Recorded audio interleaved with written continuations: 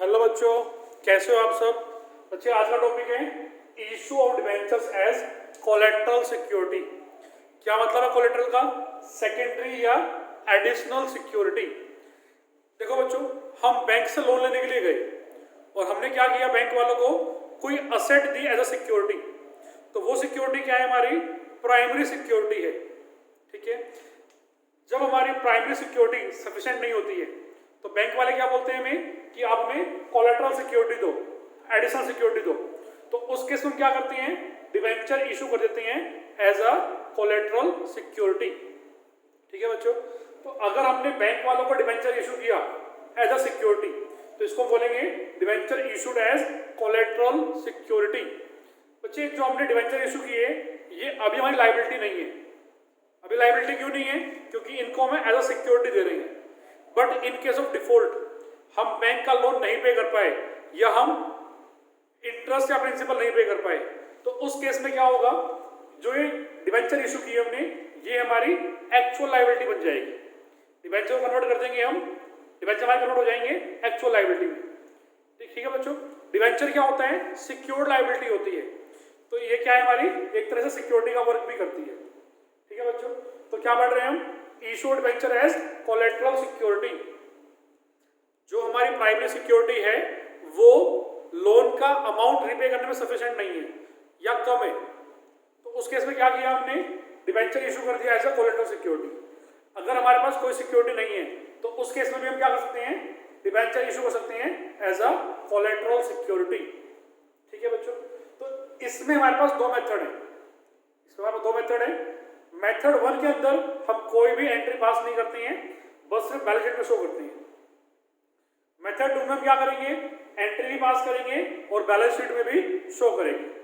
तो मेथड 1 हम पहले पढ़ते हैं। मेथड 1 क्या है हमारा?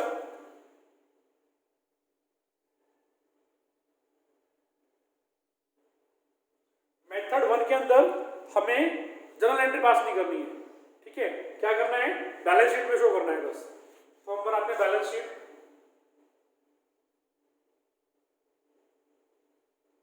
कंप्लीट बैलेंस शीट नहीं है, सिर्फ रेलिवेंट पार्ट है,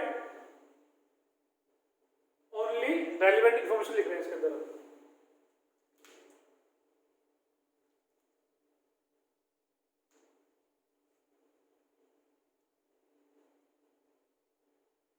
पर्टिकुलर्स, नोट नंबर और अमाउंट इन रुपीज।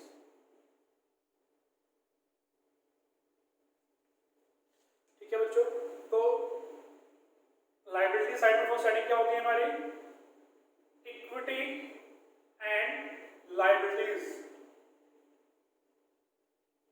इसमें हमारा मेजर हेडिंग क्या है? इसमें हमारा मेजर हेडिंग है नॉन करंट लायबिलिटीज। बच्चे, हमने जो लोन लिया उसको मैंने एज्यूम कर लिया कि वो हमारा लॉन्ग टर्म के लिए है, तो मैंने क्या लिखा, नॉन करंट लायबिलिटी। अगर लोन में मेंशन नहीं है कि वो हमारा शॉर्ट टर्म के लिए है या लॉन्ग टर्म के लिए है तो हमें उसको हमेशा लॉन्ग टर्म लायबिलिटी ही एज्यूम करना है। ठीक है, अगर मेंशन करता है कि शॉर्ट टर्म के लिए है उस केस में क्या होगा, यहाँ पे करंट लायबिलिटी लिखेंगे। अगर मेंशन किया तब, मेंशन नहीं किया तो हमारे लिए क्या है, वो नॉन करंट लायबिलिटी है। अब इसके अंदर क्या, long term borrowing, long term borrowings, और इसको हम एक्सप्लेन करेंगे नोट नंबर 1 में। ठीक है, तो ये हमारी बैलेंस शीट थी, रेलिवेंट पार्ट ओनली, इसका अमाउंट अभी लिखेंगे। ठीक है, अब क्या बनाएंगे हम बनाएंगे नोट्स टू अकाउंट। अब नोट्स टू अकाउंट के अंदर हमें इसको एक्सप्लेन करना है। यहां लिखा मैंने note number, particulars, amount in rupees. Note number 1 क्या है हमारा, long term borrowing, long term borrowings. तो हमने बच्चे क्या लिया हुआ है लॉन्ग टर्म बोरिंग में, हमने लोन लिया हुआ है बैंक से, तो लिख देंगे लोन फ्रॉम बैंक या फिर term loan from bank. Bank से लोन लिया हमने, मान लो मैंने एज्यूम कर लिया कि लोन हमारा कितने रुपए का है, 5 लाख रुपीज का है। ये मैंने एज्यूम कर लिया कि लोन 5 लाख रुपए का है। अब इसमें ये जो लिखे हैं ये बहुत इंपॉर्टेंट है, issued 6,000 debentures at ₹100 each as collateral security। ठीक है बच्चों, सिक्योरिटी का अमाउंट ज्यादा होता है तो मैंने क्या किया, 6 लाख रुपए के डिबेंचर इशू किए और बदले में क्या मिला हमें, 5 लाख का लोन मिला। तो लॉन्ग टर्म बोरोइंग में क्या आ गया, 5 लाख का लोन आ गया। ये मेथड नंबर 1 है हमारा। इस मेथड नंबर 1 के अंदर हमने बैलेंस शीट बनाई और नोट्स में शो किया कि हमने डिबेंचर इशू किए हुए हैं एज अ कोलेटरल सिक्योरिटी। ठीक है बच्चों, ये मेथड नंबर 1 था। अब नेक्स्ट हमारे पास है मेथड नंबर 2। मेथड नंबर 2 में हम जर्नल एंट्री भी पास करेंगे और ये वर्किंग नोट भी बनाएंगे। ठीक है, मेथड नंबर 2 बच्चों, हमने डिबेंचर इशू किए एज अ कोलेटरल सिक्योरिटी। तो जर्नल एंट्री क्या होगी, जर्नल एंट्री होगी debenture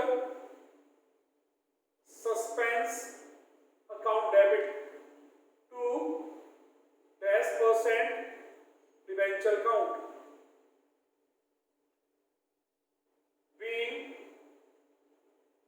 issued 6,000 debenture at ₹100 each as collateral security। ठीक है बच्चों, हमने क्या किया, 6,000 डिबेंचर इशू की 100 each। ये मैंने एज्यूम कर लिया, क्वेश्चन मेंशन रहेगा। अब बच्चे ये जो है एग्जाम में कई बार आया हुआ है 1 मार्क के लिए, ये जो एंट्री है, या तो मैं बोलेगा कि डिबेंचर इशू किए as a collateral security, entry क्या पास होगी, आप ये लिख कर आओगे।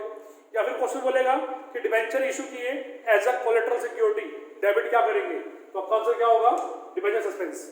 तो ये एंट्री एग्जाम में कई बार आई हुई है। ठीक है बच्चों, इसके बाद ये बैलेंस शीट बनेगी सेम, चाहे मेथड 1 हो या 2 हो। फिर यहाँ पे आते हैं नोट्स अकाउंट में। अब इसमें क्या होगा, इसमें थोड़ा सा चेंज है, बस बाकी सब कुछ सेम ही है। हमने क्या किया बच्चों, हमने इशू किए 10% डिबेंचर, 10% डिबेंचर्स। डिबेंचर कितने रुपए के हमारे, 6 लाख के हैं, और इसमें से लेस करेंगे डिबेंचर सस्पेंस, कितने का है, ये हमारा नील है, ये हमेशा नील आएगा बच्चों, ये हमेशा हमारा नील आएगा। यहां लिख सकते हो issued 6,000 debentures at ₹100 each as collateral security। ठीक है बच्चों, तो ये हमारा टॉपिक है issue of debenture as collateral security. अगर क्वेश्चन में मेंशन नहीं किया कि किस मेथड से करना है, मेथड 1 से करना है 2 से करना है, तो आप क्या करोगे, मेथड 2 से करोगे। अगर मेंशन नहीं किया तब, अगर बोल दिया कि जनरल एंट्री पास करो और शो करो तो ये करना पड़ेगा हमें। अगर बोलता है कि विदाउट एंट्री पास करो तो हमें ये शो करना पड़ेगा। हाँ, अगर मैंने बैंक से लोन लिया तो जनरल एंट्री क्या होती है उसकी, हमारी bank account debit to bank loan. तो अगर कोई भी लोन लिया तो उसकी एंट्री यही होती है।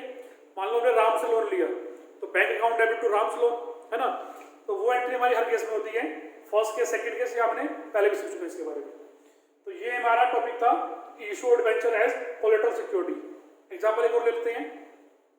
मान लो मैंने बैंक से 4 लाख रुपए का लोन लिया, 4 लाख रुपए का मैंने लोन लिया बैंक से और डिबेंचर इशू किए 5 लाख रुपए के एज कोलेटरल सिक्योरिटी। तो उस केस में क्या होगा, पहली एंट्री होगी bank account debit to bank loan 4 lakh 4 lakh. फिर दूसरी एंट्री होगी debenture suspense account debit to 10% debenture account 5 lakh 5 lakh. ठीक है, अब यहाँ पर लोन कितने का है, 4 लाख का है, loan from bank 4 lakh, debenture कितने के हैं 5 लाख माइनस 5 लाख और जगह बिल, और यहाँ लिख देंगे हमने इशू की डिबेंचर एज कोलेटरल सिक्योरिटी। मान लो 10 लाख के का लोन लिया, 12 लाख के डिबेंचर इशू किए, उस केस में क्या होगा 12 लाख 10 लाख का लोन लिया, 10 लाख, 12 लाख माइनस 12 लाख मिल। ठीक है बच्चों, तो ये था क्या था हमारा issue debenture as collateral security. ठीक है बच्चों, तो आज के लिए इतना ही, मिलते हैं नेक्स्ट लेक्चर में। Thank you very much.